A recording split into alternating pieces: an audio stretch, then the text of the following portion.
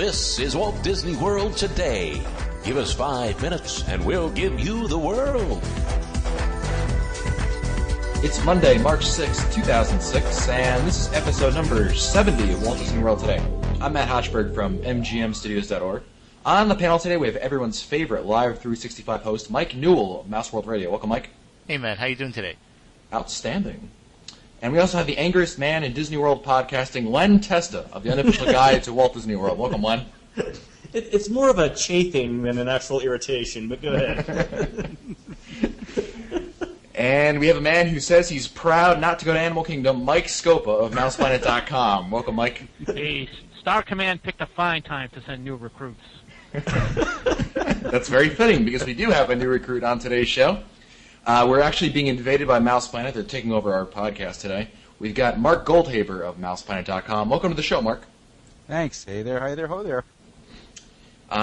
Well, today we've brought on Mark Goldhaber to discuss the intricacies of writing his weekly column. Mark, why don't you first tell some of our listeners who may not be familiar with your column what your column is and what the scope of it is. Give us the whole rundown of it.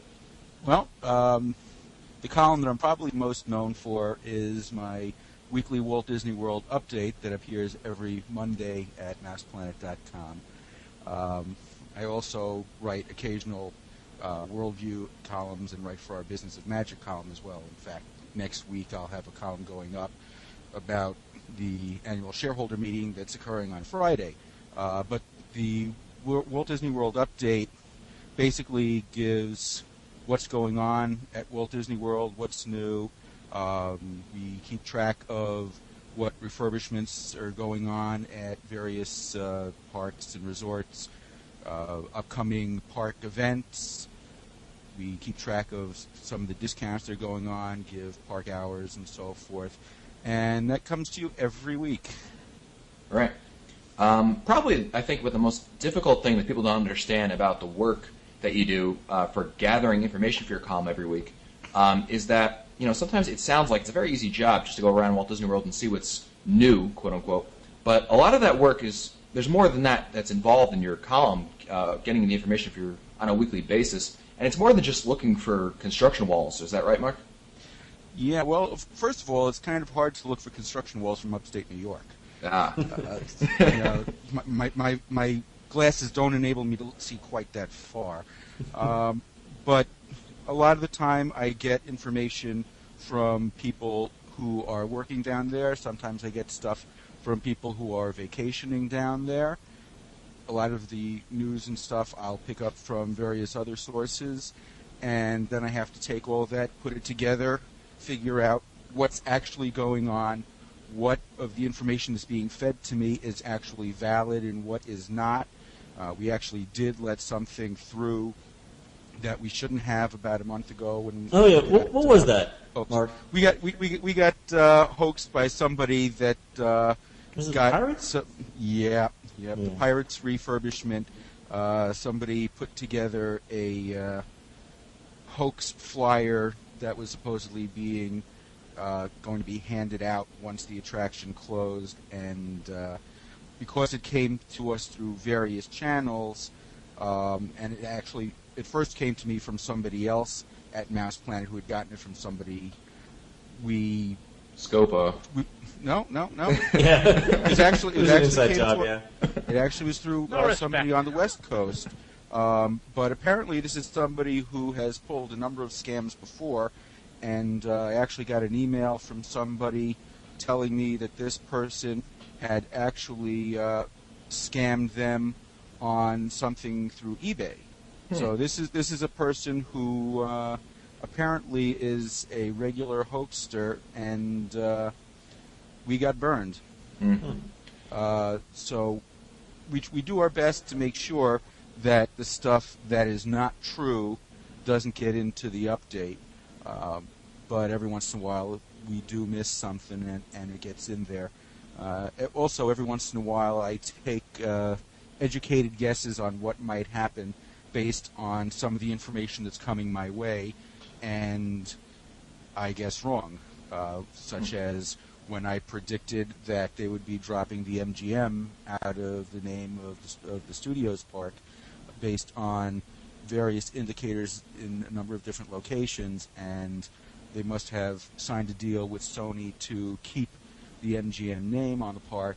And so actually in the update being published today, I do have a concession that I was wrong. Well, I'm sure that's usually the exception rather than the rule of some of these mistakes that go through anyway. We try to keep it that way. I mean, I spend a lot of time trying to double-check my sources, and if something is a rumor or a guess, I do label it as such. So I did, in fact, label the MGM being removed from the name as a guess, but still, I guess, wrong. So yeah, it's okay. You can always just blame Scopa anyway. That's what we do when we're wrong. Yeah, No really. respect. It's amazing what you can do with Photoshop these days. Speaking of what you're going along, Mark, where's the line that you draw when it comes to separating credible from rumor? Well, I mean, is it the source that you get it from? Is it how much you hear about it? I mean, what goes into it? it's kind of a combination because each individual factor varies depending on what the rumor's about, where the source is coming from, and so forth. I mean, if I'm getting information from 2 or 3 different cast members that, even though it's not on the update schedule on the Walt Disney World website, that a certain attraction is going to be closed in a certain time period, then I'm going to say, okay, you know, these people are getting it out of the internal system, and if the internal system says it, even if it's not public yet, I'm going to put it out there. For example, I've gotten information from multiple sources now that Pirates will be reopening for a period of time in April, even though on the Walt Disney World website it's showing closed from now through the end of June. Now, the dates that it's going to open in April are open for question right now. I've heard one source say that it's actually going to be open from the 1st to the 30th, but I have not confirmed that yet. But that is a possibility. So in this week's update, I do have a note that we're hearing that it's going to be the whole month of April, but we haven't been able to confirm it. So I'm putting the information out there, but letting people know that it's not solid as far as I'm concerned yet. Mark, I got to guess that Pirates of the Caribbean are probably going to be opened during those weeks, which they'll have grad night, probably the last 2 weeks in April. That would be my guess. Well, also remember they want to get the Easter crowds through there. Right. But basically, I 3 weeks ago, I think, I had in the update information about what is actually going to be done in each of the phases of the refurb. So the first part, while it's open for this month, they're just going to be doing upgrades to the flume and the ride system, lights, speakers, touching up some of the existing audio animatronic figures. Nothing that people are going to notice is any different. So when it's going to open up in April, people are going to say, you know, hey, it's been closed for a month. I'm not really seeing a whole lot of difference. Then after it closes after the April crowd, then they're going to go and do the insertion of the Jack Sparrow and Barbossa animatronics and a projection effect Davy Jones. So that stuff is going to be done after the April opening. Hey, Mark, have you heard any any confirmation or rumors about them replacing the you know Carlos, the mayor of that town who was dunked in the well? Is there any truth to the rumor that they're going to replace that audio animatron with one of Len Testa? Oh, yeah, don't tell him, man! Don't tell him! I am not cheating! Actually, they're not going I'll throw in the occasional, I'm not Mike Scopa! Actually, Nice. they're not going to change the animatronic, but they are going to change the story there a little bit. Been weeks, Mark, where there's like nothing to report. Those are the terrible weeks. As a matter of fact, the week that I was down at Walt Disney World for the Expedition Everest preview, I was down there, and first of all, I was running from sun up to sundown between doing Everest and a whole bunch of other stuff, and then getting back to the hotel room and trying to come up with stuff for the update and just not having anything. And if you remember, that update had virtually nothing in it. It had like 3 little things that really didn't have much of anything in it. And I got an email from somebody, "Oh, nice update." And it's like, sue me, there's no news. Thanks. Yeah, well. Yeah, let me see. I had one story, like a 2-sentence thing that the sneak previews went well, and an ears to the ground that President Bush was going to be at Republican fundraiser at the Contemporary on February 17th, so beware of traffic. And that was it, in addition to the refurbishments and all the other weekly stuff that I get to maintain.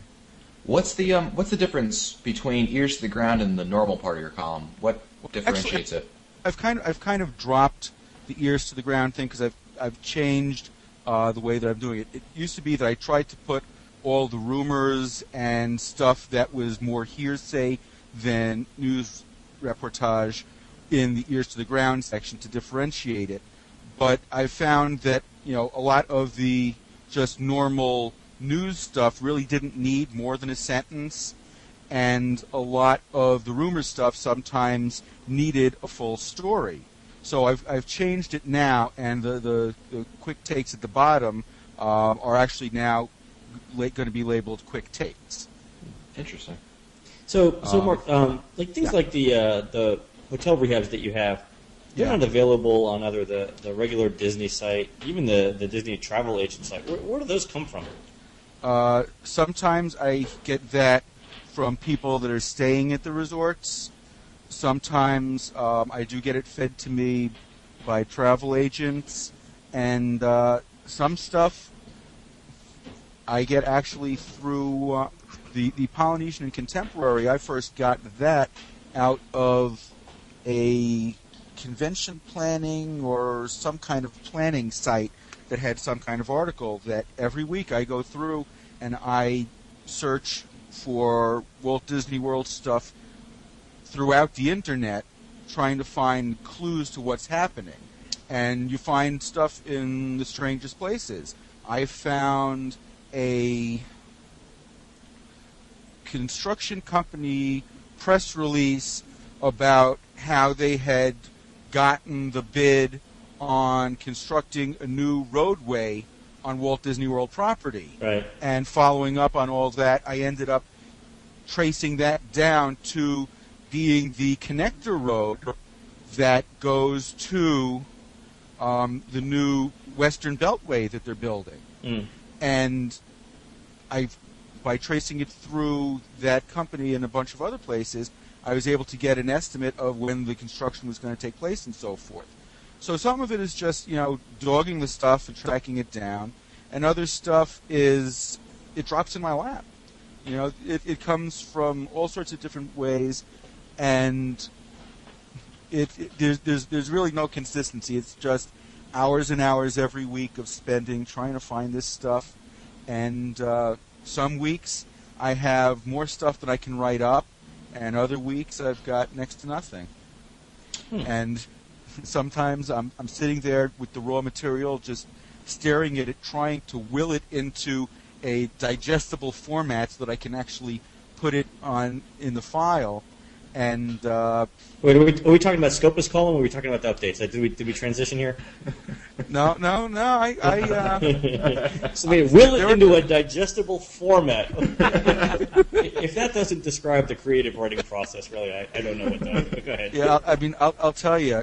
God bless my copy editor. I mean, sometimes I get stuff to Lonnie really late because I just have not been able to put it into some kind of format until the last minute when it's like, okay, I don't care, here's the information, and sometimes she has to clean it up. Usually it goes through pretty much as I write it, but every once in a while I send her something that's gibberish and she makes me look good. So I really appreciate having Lonnie there to take a look and make sure that I don't embarrass myself too much. Have you ever gotten, Mark, or not rather, I'm sure you have, but what percentage of news or rumors do you get from cast members? It varies. Do you have regular sources that are cast members, or does it kind of like, is it totally random? Like you'll get an email one day. Well, sometimes I have regular sources that will feed me stuff on an ongoing basis, and other times I have other cast members that I hear from once every 2 or 3 months. One of my sources, unfortunately, is not at Walt Disney World anymore. But any cast member that has sent me stuff, a lot of the time they are a little nervous about contacting me because they're afraid that I'm going to use their name. It's like, rule 1: if you send me stuff, I am not going to reveal your identity because I don't want to put you in any kind of uncomfortable place. So any cast members out there that want to send me stuff, please, by all means, I appreciate anything that you want to send me. And like I said, sometimes I get stuff on a regular basis. Sometimes it's hey, I just found this out. Thought you might be interested in it. I've gotten stuff from people in merchandise, in attractions, in guest services, in resorts, in entertainment. So, whoever has information that is solid and isn't going to play around with me. I mean, if somebody goes and they give me some information that's bad, and then they give me more information that's bad, I'm going to take that with a different level of confidence than I do somebody that tells me stuff and every time it's spot on accurate. So, even the cast member sources, you have to make sure that you figure out how often they are accurate. The old stories of, what the bus driver told me? They're putting in a new roller coaster park themed around villains. You always, cast member rumors start and spread like wildfire, and it's the cast members that actually get the good information and are sure of what they're sending me before they send it that I really appreciate, because when I get stuff from them, I know it's good and I can run with it. So some weeks I get a bunch of stuff from 3 different cast members. Other weeks I get nothing. It's hit and miss. And as far as percentage of the overall stuff, again, that also varies. Having said that, Mark. Having said all that, I hope. I think it would probably be a good idea for you to tell everybody if anyone, like a cast member, is out there listening and would like to provide you with information. Why don't you let everybody know what your email is, and hopefully Sure. It'll help you in your update. Yeah, cast members or people who are down there and see stuff, anybody that's got some good information, if you want to send it to me, mark@mouseplanet.com. I'm always happy to hear from anybody. Usually I will reply to every note unless I get flooded like I did this week. But when people send me information, I like to acknowledge it and to thank them. And if stuff comes from cast members, again, your identity is safe. I'm not going to tell anybody because I don't want you to get in trouble. But me stuff. This week I got flooded. I asked in my update last week for people to just let me know whether I actually had the stuff that they were looking for in the update, or if they were looking for different information, or if I had stuff that they really didn't care about. And I got like over 50 emails just on that, and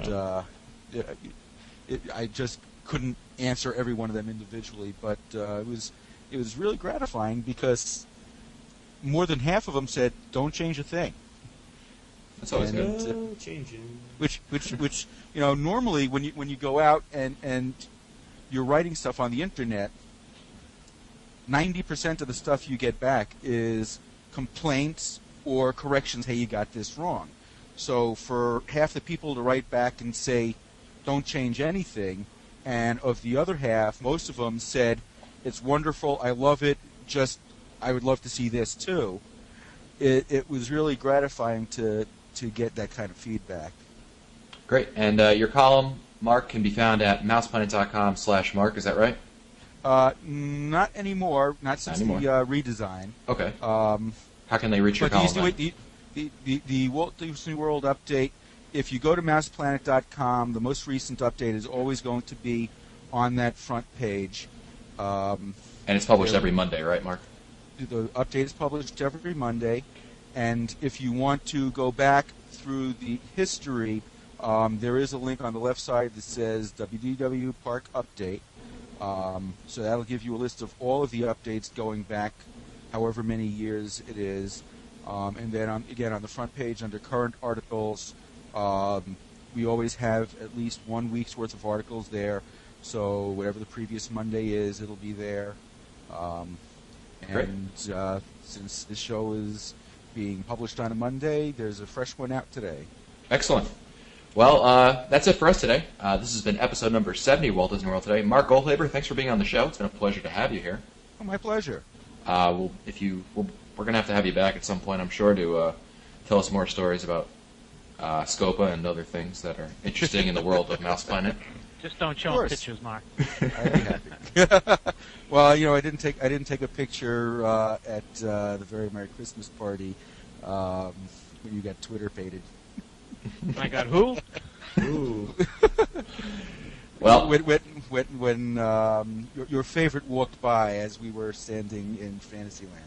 Oh, that's right. I didn't get a picture of that. That would have been a blackmail photo. Yeah, well, we'll have to tell that story. Mark is, for those of you who don't know, Mark was referring to my lust for Belle. Well, if you want to find older episodes, read our show notes, or send us your comments, visit the Walt Disney World Today website at www.wdwtoday.com. You can also email us at questions@wdwtoday.com. For Len Testa, Mike Scopa, and Mike Newell, I'm Matt Hochberg. We'll see you on the next show.